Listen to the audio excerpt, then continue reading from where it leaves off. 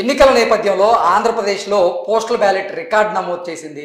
5 లక్షల మంది అప్లికేషన్లు నమోదు చేసుకున్నారు. రానున్నటువంటి ఎన్నికల్లో పోస్టల్ బ్యాలెట్ ద్వారా 5 లక్షల మంది ఓటు వినియోగించుకునేందుకు సిద్ధమయ్యారు. గతంలో 2019లో 1,00,000 మంది పోస్టల్ బ్యాలెట్ ద్వారా ఓటు వేయగా వారిలో 59,000 మంది ఓట్లు చెల్లని ఓట్లుగా పరిగణించినటువంటి నేపథ్యంలో ఈసారి ఎట్టి పరిస్థితుల్లో అధికారుల్లో అవగాహన కల్పించాలి, ప్రభుత్వ ఉద్యోగుల్లో అవగాహన కల్పించాలి, ఈసారి చెల్లని ఓట్లు లేకుండా చేయాలి అనేటువంటి ప్రయత్నం అయితే జరుగుతోంది. అయితే ఈ రికార్డు స్థాయిలో అప్లికేషన్లు నమోదైనటువంటి నేపథ్యంలో ఇది జగన్మోహన్ రెడ్డి సర్కార్కి భారీ షాక్ ఇవ్వబోతోంది. ఇప్పటికే ఆంధ్రప్రదేశ్లో ప్రభుత్వ ఉద్యోగుల్లో జగన్మోహన్ రెడ్డి సర్కారు మీద తీవ్రమైనటువంటి వ్యతిరేకత ఉన్న నేపథ్యంలో ఇది జగన్కి రానున్న ఎన్నికల్లో మైనస్గా మారే అవకాశం ఉంది అంటూ వినపడుతున్నటువంటి నేపథ్యంలో ఈ అంశం మీద మనతో మాట్లాడేందుకు ప్రముఖ సీనియర్ జర్నలిస్ట్ దుర్గా వడ్లమణి గారు మనతో ఉన్నారు. మేడంతో మాట్లాడదాం. Madam hi. Madam hi. ఆంధ్రప్రదేశ్లో పోస్టల్ బ్యాలెట్ అనేది ఇప్పుడు రికార్డు స్థాయిలో నమోదైంది. 5 లక్షల అప్లికేషన్లు అయితే నమోదయ్యాయి. 5 లక్షల మంది ఈ పోస్టల్ బ్యాలెట్ ద్వారా ఓటు వేసేందుకు సిద్ధమయ్యారు. గతంలో అంటే 2019 ఎన్నికల సమయంలో 1,00,000 మంది మాత్రమే పోస్టల్ బ్యాలెట్ ద్వారా ఓటు వేయడం జరిగింది. వాటిల్లో 59,000 ఓట్లు చెల్లకుండా చేయాలి. ఈసారి మాత్రం తగినటువంటి జాగ్రత్తలు తీసుకొని అధికారులకి అవగాహన కల్పించి ఈ చెల్లని ఓట్లను తగ్గించేటువంటి ప్రయత్నం అయితే చేస్తోంది కేంద్ర ఎన్నికల సంఘం. అయితే ఈ పెరిగినటువంటి అప్లికేషన్లు జగన్మోహన్ రెడ్డికి భారీ జలక్కివ్వబోతున్నాయి అన్నట్లుగా కొన్ని వార్తలు అయితే బయటకు వస్తూ ఉన్నాయి. దీని మీద మీ విశ్లేషణ ఏంటి మేడం? సందేహం ఏమైనా ఉందండి? ఇప్పుడు జగన్మోహన్ రెడ్డికి అన్నీ ఎదురు తిరుగుతున్నాయి. ఇప్పుడు ప్రభుత్వ ఉద్యోగులు పోస్టల్ బ్యాలెట్ వాడుకుంటున్నారంటే ఇంకా దానికంటే మించింది ఏదైనా ఉంది ఆయనకి టెన్షన్ పెట్టడానికి. అంగన్వాడీలు, తర్వాత పాత్రికేయులు అందరూ కలిపి ఇప్పుడు వాళ్ళు ఒక 50,000 మంది, 4.5 లక్షల ప్రభుత్వ ఉద్యోగులు అంటే జస్ట్ ఇమాజిన్ ఆయన భయపడక ఏం చేస్తాడు? ఎందుకంటే ప్రభుత్వ ఉద్యోగుల్లో ఎంత వ్యతిరేకత ఉందో మనకు తెలుసు. ఆయన మీద ఇప్పుడు అందరూ పీకల దాకా కోపంతో ఉన్నారు. అంగన్వాడీల పరిస్థితి చెప్పక్కర్లే, వాళ్ళ చీరల్లాగి వాళ్ళని నానా రభస చేశారు. సో అంగన్వాడీలు మర్చిపోతారండి? ఇది వాళ్ళకి ఒక వజ్రాయుధం.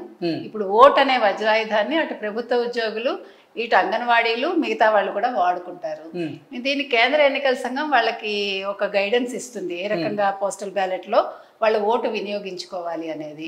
అది సక్రమంగా చేస్తే బాగుంటుంది. ఎందుకంటే మీరు చెప్పినట్టుగా 2019లో 1,00,000 ఓట్లు వాళ్ళు పోస్టల్ బ్యాలెట్ ద్వారా ఉపయోగించుకుంటే అందులో ఇంచుమించు 59% చల్లని ఓట్లు ఉన్నాయి. అంటే అందరికీ అవగాహన కల్పించాల్సినటువంటి ప్రభుత్వ ఉద్యోగుల్లోనే ఎలా ఓటు వేయాలి అనేటువంటి అవగాహన లేకపోవడం గతంలో కొంత ఇబ్బంది కలిగించింది. ఈసారి మాత్రం అటువంటి తప్పిదం జరగకుండా ఎన్నికల సంఘం తగిన జాగ్రత్తలు తీసుకుంటుంది.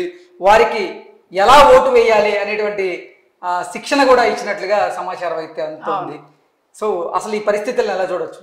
అంటే ఇప్పుడు అందుకే 5వ తారీఖు నుంచి 8వ తారీఖు వరకు వాళ్ళకి ఇప్పుడు ఓటు వేసుకునే అవకాశం ఉందండి. అంటే పోస్టల్ బ్యాలెట్ ద్వారా వాళ్ళు ఓటు హక్కును వినియోగించుకోవచ్చు.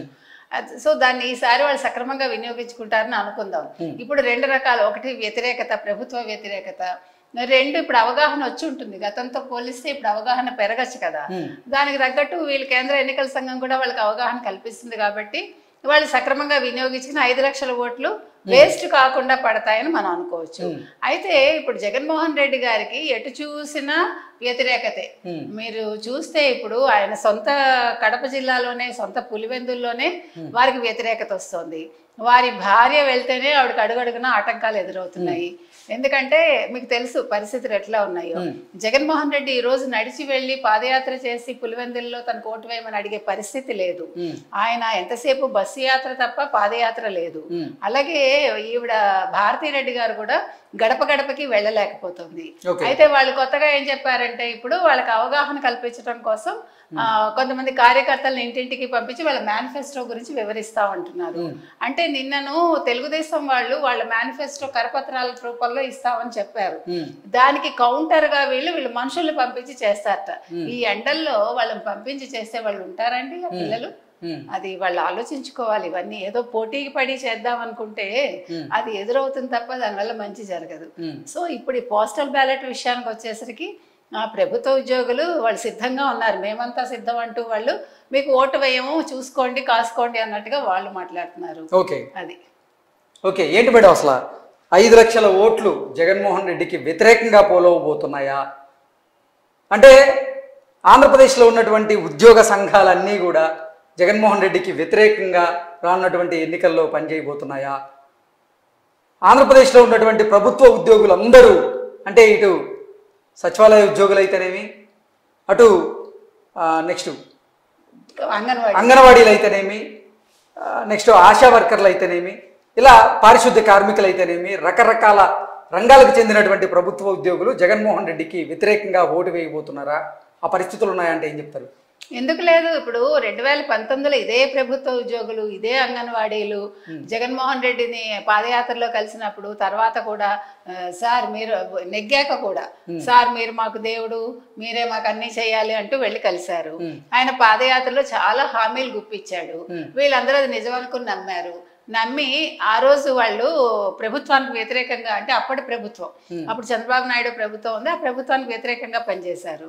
ఈ రోజు వాళ్ళ కళ్ళు తెరుచుకున్నాయి, ఇవన్నీ ఉత్తి హామీలేను, మనకి ఏమి జరగదు, ఈయన వల్ల ఈయనన్ని కబుర్లు చెప్తాడు అని చెప్పి వాళ్ళకి రియలైజేషన్ వచ్చి ఈ రోజు పోస్టల్ బ్యాలెట్ ద్వారా వాళ్ళు డెఫినెట్ గా ప్రభుత్వ వ్యతిరేకతే అక్కడ వ్యక్తం అవుతుంది, వాళ్ళు ప్రభుత్వానికి వ్యతిరేకంగా వాళ్ళ ఓటు హక్కుని వినియోగించుకుంటారు. 3 నెలల క్రితం చూసుకున్నట్లయితే ఆంధ్రప్రదేశ్లో పరిస్థితులు, ప్రభుత్వ రంగ ఉద్యోగులకు సంబంధించిన వాళ్ళందరూ కూడా సమ్మెబాట పట్టేందుకు ప్రయత్నం చేశారు. వాళ్ళ మీద ఆంధ్రప్రదేశ్ ప్రభుత్వం కూడా ఉక్కుపాదం మోపేందుకు ప్రయత్నం చేసినటువంటి నేపథ్యంలో ఇవన్నీ వెరసి రానున్న ఎన్నికల్లో జగన్మోహన్ రెడ్డికి ఈ ప్రభుత్వ ఉద్యోగులు వ్యతిరేకంగా పనిచేయడం ఖాయం. వీరే కాకుండా వీరి కుటుంబ సభ్యుల్ని కూడా జగన్మోహన్ రెడ్డికి ఓటు వేయకుండా చేసేటువంటి ప్రయత్నం చేస్తున్నారు ప్రభుత్వ ఉద్యోగులు అంటూ కూడా కొన్ని వార్తలు వస్తున్నాయి. వాటి మీద ఏంటి? ఏమండి, ఫస్ట్ తేదీకి జీతాలు పడాలి, పడుతున్నాయా? ఫస్ట్ తేదీకి పెన్షన్లు పడాలి, పట్టలేదు. టీఏడిఏలు ఇవ్వలేదు, వాళ్ళకి చాలా ఎలవెన్స్లు ఉంటాయి, అవి ఇవ్వట్లేదు. వాళ్ళు రిటైర్ అయితే వాళ్ళకి రావాల్సిన ఎమాల్యుమెంట్స్ రావట్లేదు. అలాంటప్పుడు ఒక ప్రభుత్వ ఉద్యోగం కర్మ, ప్రభుత్వ ఉద్యోగి కుటుంబంలో ప్రతి ఒక్కళ్ళు వాళ్ళకి వ్యతిరేకంగానే పనిచేస్తారు, అది సందేహమే లేదు. 1+4 వేసుకోండి, 3 వేసుకోండి, 4 to 5 ఓట్లు అంటే ఇంచుమించు మనకి 4 లక్షలు ఉన్నారా ప్రభుత్వ ఉద్యోగులు, 4.5 లక్షలు, 4.5 లక్షలు ఇంటూ 5 వేసుకోండి, ఎంత అవుతుంది? 4 × 5 = 20, 4 × 5 = 20. సో 20 లక్షల పైన, అంటే 25 లక్షల దాకా ఓట్లు ప్రభుత్వ వ్యతిరేకంగా వెళ్ళిపోతాయి. కాబట్టి వాళ్ళు ఇన్ని కష్టాలు పెట్టినప్పుడు, ముఖ్యంగా అంగన్వాడీలను కొట్టి ఆయన ఏం చెప్పాడు ఆ రోజు, మీరు సమ్మె ఆపకపోతే, మీరు విధుల్లో చేరకపోతే మీ ప్లేస్ లో కొత్త వాళ్ళని తీసుకుంటామన్నాడు. మరి ఇవాళ పెన్షన్ల విషయంలో పని చేయలేకపోతున్నాడు ఎందుకు? అంటే ఇక్కడ వ్యవస్థ పనిచేయదు, పెన్షన్ దాకా వచ్చేసరికి ఇక్కడ కొత్త వాళ్ళని పెట్టడు, వాళ్ళు వచ్చి ఇది విధుల్లో ఉండాలి, వాళ్ళు రిజైన్ చేయాలి, అక్కడ మాత్రం ఆయన అన్ని చేయగలడు. అంటే ఒక మనిషికి ఒక న్యాయం, ఒక మనిషికి ఇంకో న్యాయం, ఇది తప్పు కదండి. అంటే జగన్ మీద ఎంత ఇప్పుడు వ్యతిరేకత అంతా ప్రతి ఒక్క జగన్మోహన్ రెడ్డి మీద ఉన్న తీవ్ర వ్యతిరేకతే ఇన్ని అప్లికేషన్ల రూపంలో ప్రభుత్వ ఉద్యోగుల నుంచి నమోదయ్యాయి అంటేనే అసలు జగన్మోహన్ రెడ్డి మీద ఎంత వ్యతిరేకత ఉందనేది ప్రభుత్వ ఉద్యోగుల అప్లికేషన్లు తెలుపుతున్నాయంటూ కూడా కొంతమంది చెప్తూ ఉన్నారు. అది కరెక్ట్. అందులో ఇప్పుడు వ్యతిరేకత ఉంది కాబట్టి పోస్టల్ బ్యాలెట్ అయితే వాళ్ళకి సుఖంగా ఉంటుందండి. ఇప్పుడు అక్కడికి వాళ్ళు వెళ్ళారనుకోండి, ఫర్ ఎగ్జాంపుల్ బూత్కి వెళ్ళారనుకోండి, బూత్ లో వాళ్ళ కార్యకర్తలు ఉంటారు, లేకపోతే వాళ్ళ గూండాలు ఉంటారు, బలవంతం చేసి లేకపోతే వీళ్ళ పేరును ఆల్రెడీ వేసేసారు అనుకోండి, అప్పుడు ఆ ఓట్లన్నీ కూడా ప్రభుత్వానికి వెళ్ళిపోతాయి. వాళ్ళు ఇవన్నీ ఆలోచించుకున్నాకే పోస్టల్ బ్యాలెట్ కి వచ్చి ఉండొచ్చు వాళ్ళు. అంటే వాళ్ళ ఓటు వేస్ట్ కాకూడదు, మా మనసుకు నచ్చినట్టు మేము ఓటు వెయ్యాలి, మా ఓటు వేరే వాళ్ళు ఉపయోగించుకోకూడదు అన్న ఒక సదుద్దేశంతో వాళ్ళు ఈ రోజు పోస్టల్ బ్యాలెట్ కి వెళ్ళారు. Okay madam, thank you so much.